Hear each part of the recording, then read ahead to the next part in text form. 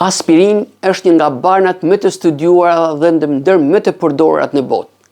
Efektet e saj varen nga doza, pasi ajo vepron në rrugë dhe mënyra të ndryshme sipas sasisë administruar.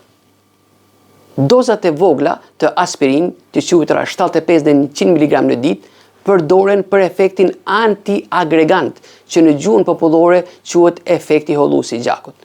Ky është efekti për të cilin përdoret më së shumti sot aspirin. Një tablet në ditë aspirin është vërtetuar shkencërisht që redukton rrezikun e infarktit të miokardit tek personat me rrezik të lartë ose tek ato që kanë kaluar një herë infarkt.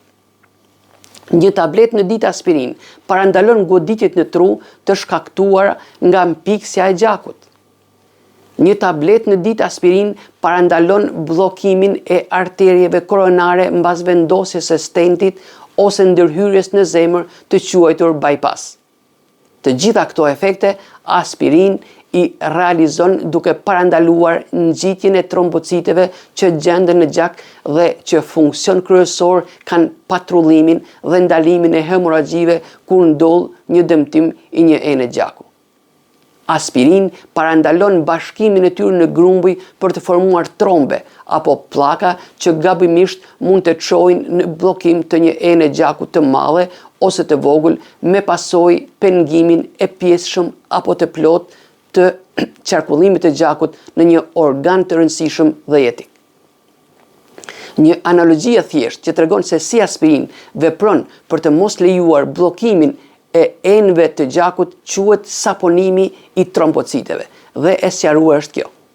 Trombocitet në gjak shërbejnë për mbylljen e shpejtë të një rrjedhe gjaku kur dëmtohet ena nëpër të cilën ai lëviz. Trombocitet sillen si njerëz që kapen dorë për dore për të formuar një mur të puthitur mirë tek vendi ku dëmtohet ena e gjakut. Por ka raste që këto njerëz si trombocite kapen edhe pa arsye, bëhen shumë ngjitës dhe krijojnë mure apo grumbuj edhe aty ku nuk duhet, si për shembull në arteret e zemrës.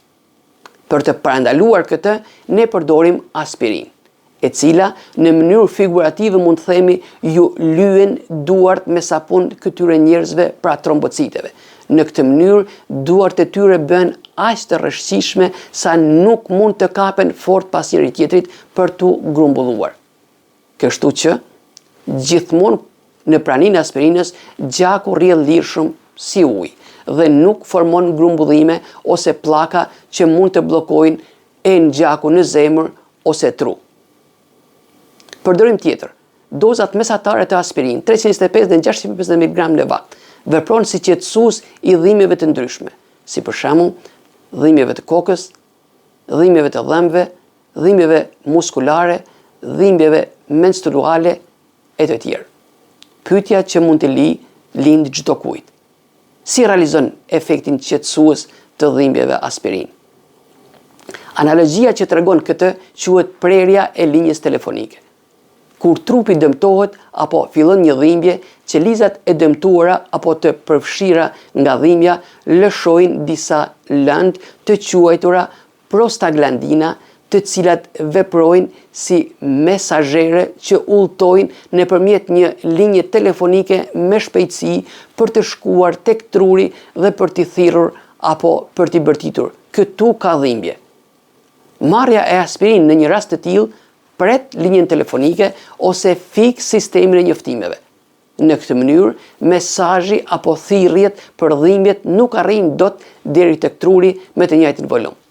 Pacienti ndjen lehtësim sepse truri nuk merr mesazhin e dhimbjeve apo nuk dëgjon të bërtiturat për dhimbje. Përdorim tjetër e aspirin. Në dozën mesatare 325 dhe 650 mg në vakt, aspirin përdoret edhe për uljen e temperaturës apo qetësimin e ethave. Një analogji që tregon se si aspirin ul temperaturën quhet rregullimi i termostatit. Gjatë kalimit të një infeksioni, organizmi i njeriut në përpjekje për të mbrojtur nga bakteret, rrit temperaturën e trupit, pra rrit temperaturën e tij dhe e mban të rritur për disa orë, për disa ditë. sikurse bëhet rritja e temperaturës së një kondicioneri me termostat kur ne kemi të ftohtë dhe duam më shumë nxehtësi në një ambient.